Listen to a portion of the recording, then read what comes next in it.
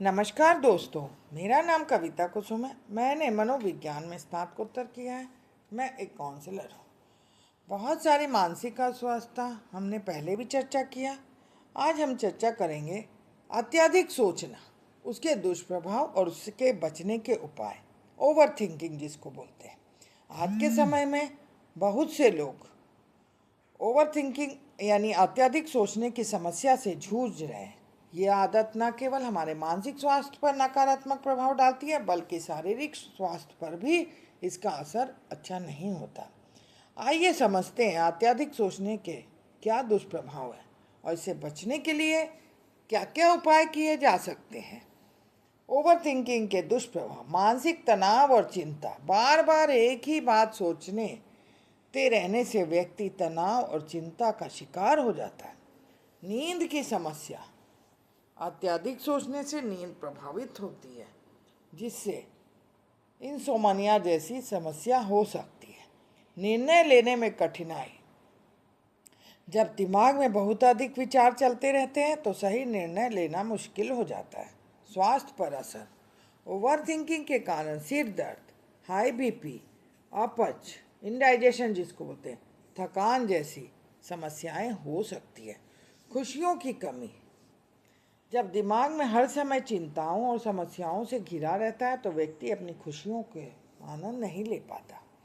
Over thinking से बचने के उपाय: वर्तमान में जिएं। बीते हुए कल और आने वाले भविष्य की चिंता करने की बजाय वर्तमान में जिएं, उसमें जीने की आदत डालें। योग और ध्यान, मेडिटेशन और योगा करने से मन में शांति मिलती है और विचारों पर नियंत्रण रखा जा सकता है।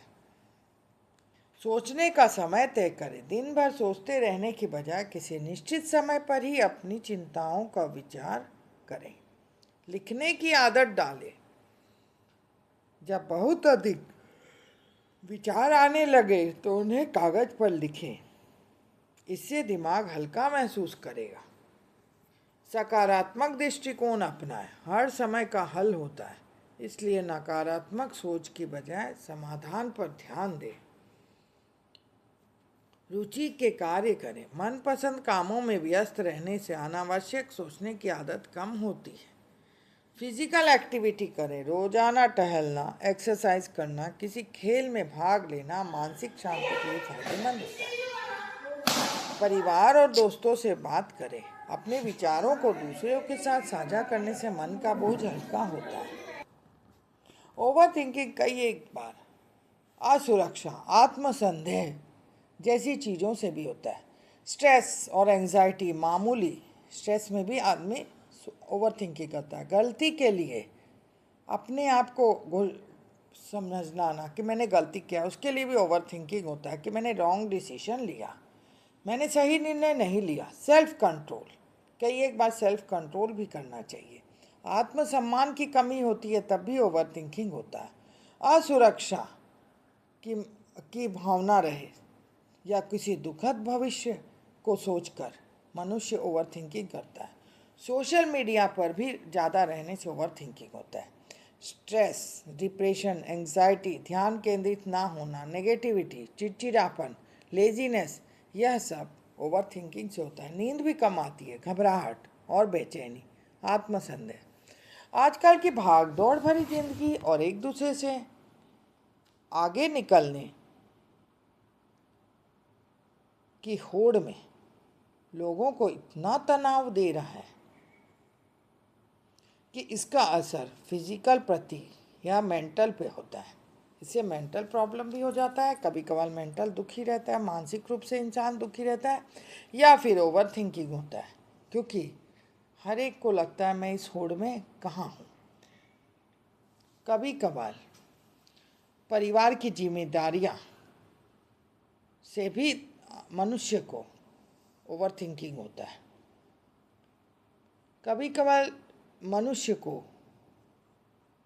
अगर ज़्यादा जिम्मेवारी का काम मिलता है तो ओवर थिंकिंग के चलते कब हो सकता है सुख चैन दिमाग में ख़त्म हो जाता है और ओवर थिंकिंग को जगह मिल जाती है। अकेलापन में भी अगर मनुष्य अकेला बैठा है तो पुरानी गलती को सोचना, उसके बारे में सोचना, मैंने ये गलत किया है, मेरे से ये गलती हो गई, उससे भी ओवर थिंकिंग बढ़ता है। अंदर असर खोखला कर देता है। अगर ज़्यादा ओवर थिंकिंग होगा तो मनुष्य को खोखला कर देता है, बेचैनी महसूस करता है। अगर ओवर थिंकिंग है तो मनुष्य को टाइमली नींद भी नहीं आएगी, नींद नहीं आती है, नींद डिस्टर्ब हो जाता है। और हमेशा फील करने के कई फायदे हैं। कभी कभार गंदा फील होता है मनुष्य को कि अच्छा फील नहीं होता। बिजी रूटीन, अगर बहुत ज़्यादा बिजी रूटीन है, अगर मनुष्य का अपना रूटीन बहुत ज़्यादा बिजी है शुरू से, तो ओवर थिंकिंग नहीं होगा। मेडिटेशन, अगर मेडिटेशन है, सही समय पे व्यायाम है, सही ध्यान योग है, तो मनुष्य को ओवर थिंकिंग नहीं होगा।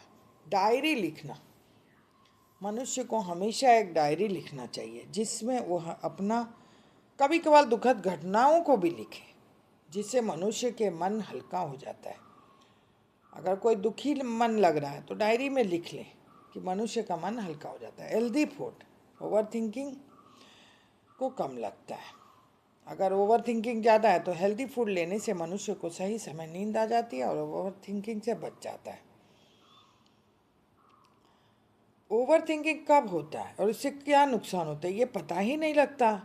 अगर दूसरों की हेल्प करें तब भी ओवर थिंकिंग कम रहेगा। सेल्फ केयर, सेल्फ डर करें। अगर डर का अनुभव नहीं करेंगे, अगर हम सेल्फ लव करेंगे तो डर का अनुभव नहीं करेंगे।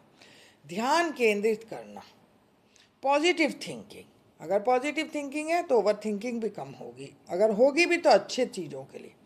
अपने विचारों और निर्णयों को अत्यधिक आलोचना करने से बचें। अति विचारक दिमाग विभिन्न विचारों से भरा रहता है।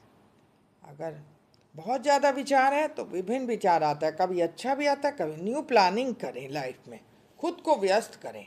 अगर कोई प्रॉब्लम है तो न्यू प्लानिंग करें, new skill, new hobby, family routine, खुद को विस्तार करें। व्यावहारिक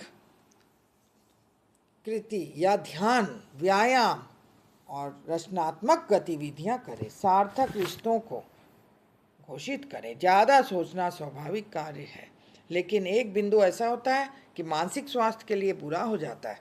बहुत ज़्यादा सोचना ये स्वाभाविक है, लेकिन मानसिक स्वास्थ्य के लिए अच्छा नहीं होता।